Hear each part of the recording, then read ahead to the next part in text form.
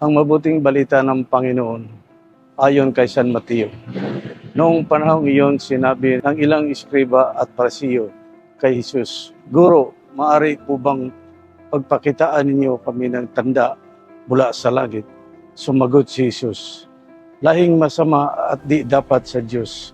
Naghanap kayo ng tanda, ngunit walang ipapakita sa inyo maliban sa palatandaang inilarawan nangyayari sa propeta Jonas. Kung paano si Jonas ay 3 araw at 3 gabing nasa tiyan ng nabuhalang isda, gayon din ang anak ng tao ay 3 araw at 3 gabing sa ilalim ng lupa. Sa araw ng paghukom, tinitindig ng mga taga-Ninive laban sa lahing ito, at ito'y hahatulan ng kaparusahan sapagkat nagsisi sila dahil sa pangangaral ni Jonas. Ngunit higit di hamak Jonas ay narito. Sa araw na iyon, titindi ang reyna sa timog ng laban lahing ito, at ito'y nahatulan ng kaparusahan sapagkat nanggagaling siya sa dulo ng daigdig upang pakinggan ang karunungan ni Solomon. Ngunit higit di hamak kay Solomon ang narito. Ang mabuting balita ng Panginoon.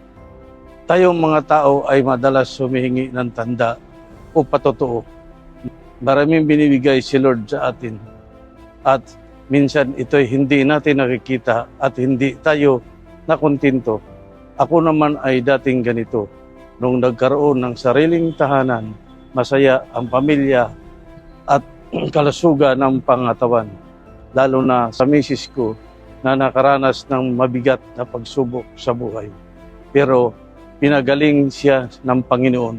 Kaya dito una nakikita ang tanda ng nandyan si Lord para sa akin at pananampalataya sa Kanya. Manalangin po tayo. Amang makapangyarihan sa lahat, ako po ay nananalig sa iyo. Nagpapasalamat sa mga biyaya na pinagkaloob mo sa akin, lalo na sa biyaya ng buhay. Nawa, Ama, huwag pahindulutan na ako ay mawalay sa iyo. Dalangin ko po na lalo pang lalalim ang pananalig sa Panginoon. Amen.